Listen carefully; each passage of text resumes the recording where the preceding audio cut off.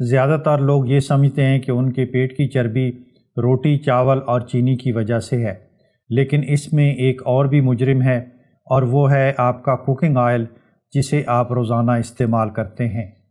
یہ خاموشی سے آپ کی انسولین کو بڑھا دیتا ہے اور چربی سیدھی پیٹ میں جمع کرتا ہے۔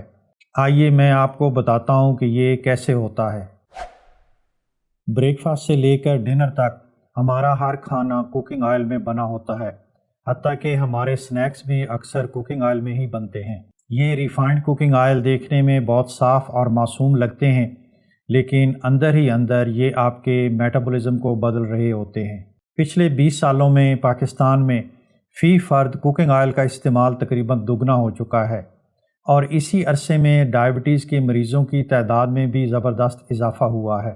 2000 کی دہائی کے آغاز میں پاکستان میں ڈائبٹیز کے مریضوں کی تعداد 80 سے 90 لاکھ تھی، جو کہ اب بڑھ کر 3 کروڑ 40 لاکھ سے اوپر ہو چکے ہیں، اور تقریباً یہی ٹرینڈ انڈیا اور جنوبی ایشیا کے دوسرے ملکوں میں ہے۔ آج کل کم عمر لوگوں میں بھی انسولین ریزسٹنس یا پری ڈائبٹیز کی وجہ سے پیٹ بڑھ رہا ہے، ان کا بلڈ پریشر ہائی ہے، اور فیٹی لیور بھی ان کو پہلے سے زیادہ ہے۔ زیادہ دور کی بات نہیں ہے، ہمارے ملکوں میں 30-40 سال پہلے میٹابولک ڈائزیزز جیسے diabetes, fatty liver, blood pressure وغیرہ بہت کم ہوتا تھا، لیکن جیسے جیسے کوکنگ آئل کا استعمال بڑھتا گیا، یہ بیماریاں بھی بڑھتی گئیں۔ آج کل سستا ریفائنڈ کوکنگ آئل تقریباً ہر کھانے میں ہے، اور یہی تبدیلی پیٹ کی چربی، انسولین ریزسٹنس اور دوسری بیماریوں کی ایک بہت بڑی وجہ ہے۔ آئیے دیکھتے ہیں کہ ریفائنڈ کوکنگ آئلز کیسے ہماری انسولین کو ڈیمیج کرتے ہیں۔ ریفائنڈ کوکنگ آئل جیسے سن فلاور، کنولا، سویابین یا دوسرے ویجیٹیبل آئل اومیگا 6 سے بھرپور ہوتے ہیں۔ تھوڑی مقدار میں اومیگا 6 ہمارے لیے نقصان دہ نہیں ہے، بلکہ یہ ہماری صحت کے لیے ضروری ہے، لیکن مسئلہ اس کی زیادتی، اس کی پروسیسنگ اور اس کے بار بار استعمال سے ہوتا ہے۔ ان تیلوں کو بنانے کے دوران انہیں بہت زیادہ ہیٹ کیا جاتا ہے، جس سے یہ آکسیڈائز ہو جاتے ہیں، یعنی ان میں زہریلے مالیکیول بن جاتے ہیں جو ہمارے جسم میں انفلیمیشن اور سٹریس پیدا کرتے ہیں۔ ہمارے جسم کے سیلز کی میمبرین فیٹ سے بنی ہوتی ہیں۔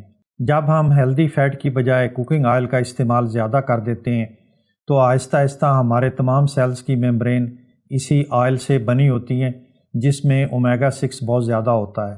انسولین کا کام خون میں سے فالتو شوگر کو لے کر جسم کے سیلز کے اندر دھکیلنا ہوتا ہے، لیکن جب ہمارے سیلز کی بیرونی میمبرین اس اومیگا 6 والے کوکنگ آئل سے بنی ہوئی ہوتی ہیں تو انسولین اپنا کام آسانی سے نہیں کر پاتا، جس سے خون میں شوگر کا لیول بڑھ جاتا ہے، اور اس کو کنٹرول کرنے کے لیے ہمارا پینکریاز اور زیادہ انسولین ریلیز کرتا ہے، اور اس کیفیت کا نام انسولین ریزسٹنس ہے۔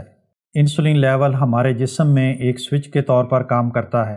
جب یہ لیول ہائی ہوتا ہے تو ہمارے جسم کو یہ میسج ملتا ہے کہ مزید چربی بناتے جاؤ اور پہلے سے جمع شدہ چربی کو مت جلاؤ۔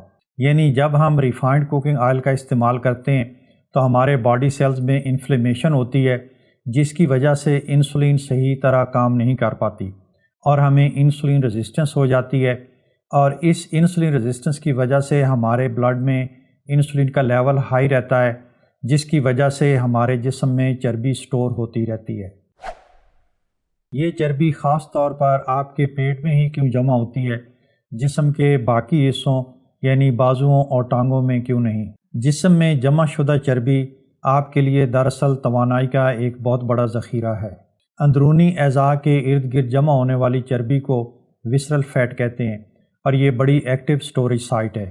جسم یہاں پر چربی سٹور کرنا پسند کرتا ہے کیونکہ یہ آپ کی خون کی بڑی نالیوں اور جگر کے بہت زیادہ قریب ہے، تاکہ ایمرجنسی میں جب آپ کو توانائی کی ضرورت پڑے تو فوری توانائی مہیا کی جا سکے۔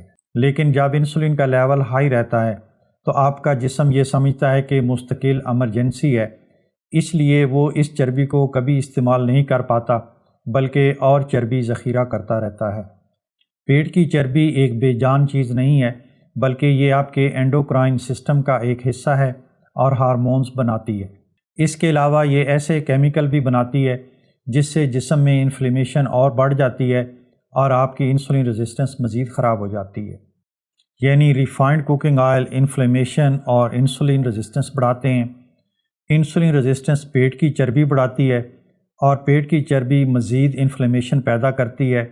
اسی لیے لوگ محسوس کرتے ہیں کہ چاہے وہ کیلوریز کتنی ہی کم کیوں نہ کر لیں، ان کے پیٹ کی چربی اتنی آسانی سے کم نہیں ہوتی۔ آپ کو وہ سگنل بدلنا ہوگا جو آپ اپنے جسم کو دے رہے ہیں۔ پہلے قدم کے طور پر ایسا تیل کبھی استعمال نہ کریں جو پہلے ہی بار بار گرم ہو چکا ہو۔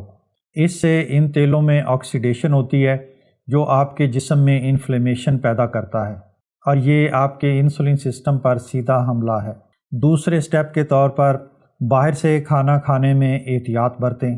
کئی ریسٹورنٹ غیر معیاری تیل استعمال کرتے ہیں، اور کچھ ریسٹورنٹ خاص طور پر ڈیپ فرائنگ کے لیے وہ تیل خریدتے ہیں جو پہلے سے استعمال شدہ ہوتا ہے اور اس کو تھوڑا سا صاف کر دیا جاتا ہے۔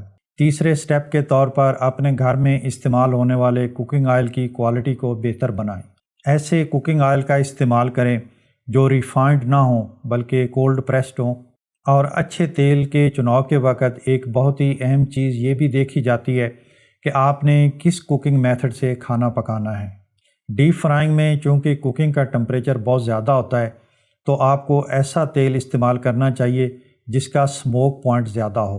اچھے کوکنگ آئل کے چناؤ کے لیے میرے چینل پر موجود یہ ویڈیو ضرور دیکھیں، اس کا لنک پہلے کمنٹ میں ہے۔ جب آپ اچھے تیل کا استعمال شروع کرتے ہیں تو وقت کے ساتھ ساتھ آپ اپنے جسم میں اچھی تبدیلیاں محسوس کرتے ہیں۔ کھانے کے بعد بھاری پن اور نیند جیسی کیفیت کم ہونے لگتی ہے اور توانائی بہتر ہو جاتی ہے، کیونکہ جسم کاربوہائیڈریٹس کو سٹور کرنے کی بجائے اب توانائی کے لیے استعمال کر رہا ہوتا ہے۔ بلڈ شوگر سٹیبل ہونے کی وجہ سے بار بار اسنیکس اور میٹھی چیزیں کھانے کی طلب بھی کم ہو جاتی ہے۔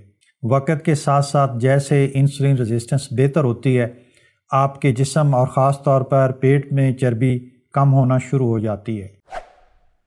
پیٹ کی چربی صرف کیلوریز کا مسئلہ نہیں ہے، بلکہ یہ خراب انسولین اور میٹابولزم کی علامت ہے۔